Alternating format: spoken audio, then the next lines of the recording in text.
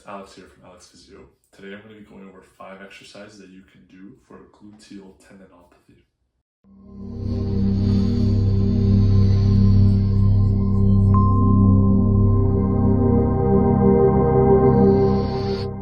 Welcome. For those of you who are new to my channel, my name is Alexander Kravich. I'm a physiotherapist in Vancouver, British Columbia. Today we're going to be going over 5 exercises that you can do if you have been diagnosed with gluteal tendinopathy. So gluteal tendinopathy is an irritation of the tendon or progressive or chronic overload of the tendon of your gluteal muscle region. Primarily involves your gluteus medius muscle and or your gluteus minimus muscle, whose main function is to abduct or move your hip out to the side, and also to externally rotate or rotate your hip outwards. With any sort of tendinopathies, the premise is to try to improve the strength and not only the movements that muscle is responsible for, but also some of the other movements that play a role within the general hip region or that joint region of the muscle that is overloaded, or the tendons that are overloaded. The first exercise we're going to do is just a side lying leg lift.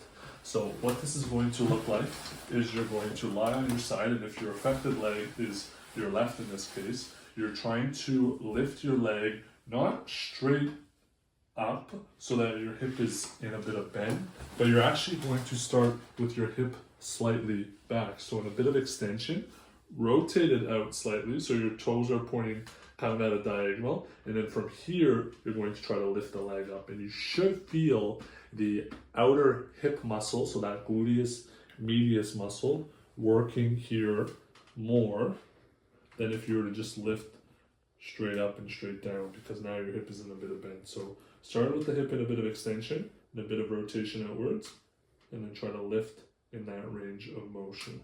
Okay, try to go for 8 to 12 repetitions. Nice and controlled. And back down to the start.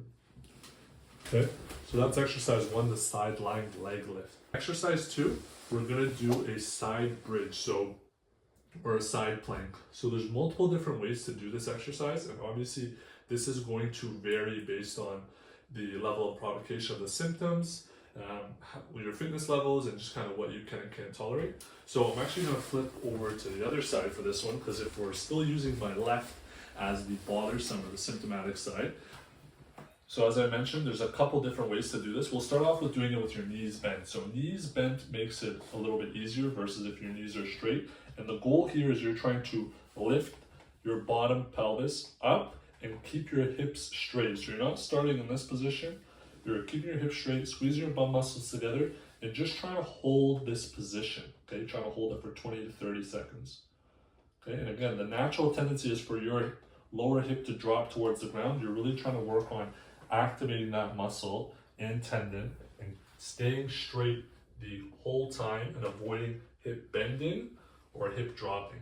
And if this is too easy, then you can also do it with the leg straight, and you can have one foot in front of the other, same thing, holding that position. If that's easier or too easy, then you can have your feet together. So lots of different ways to vary it. This is easier than foot over foot because you have more surface area that you're covering.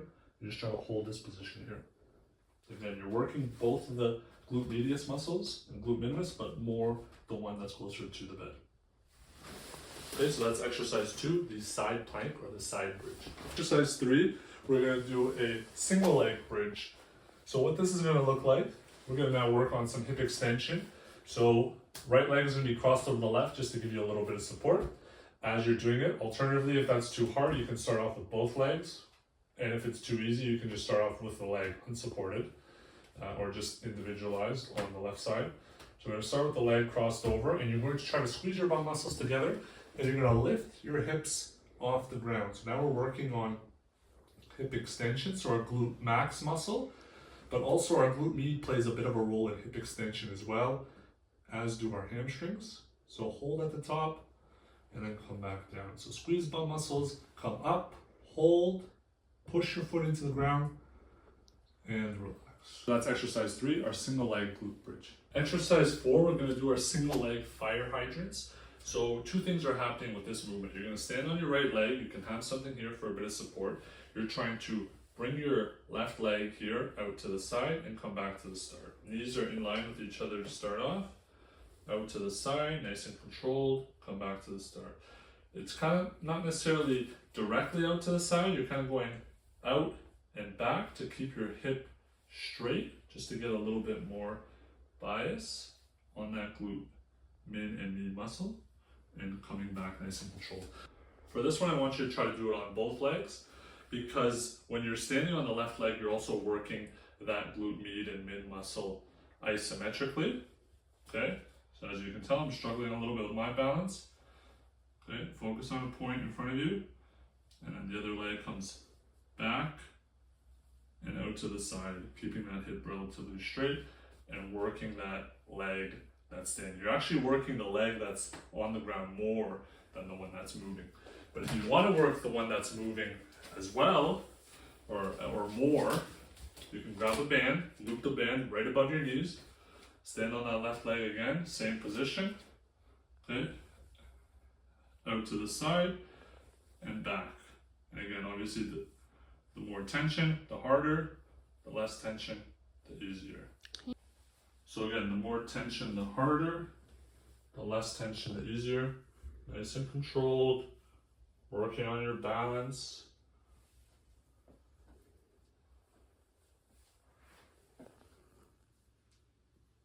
Okay, so that's exercise 4, our single leg fire hydrant. Exercise 5, one of my favorite exercises, is going to be our single leg deadlift. So what this one is going to look like is you're going to start standing on the left leg again.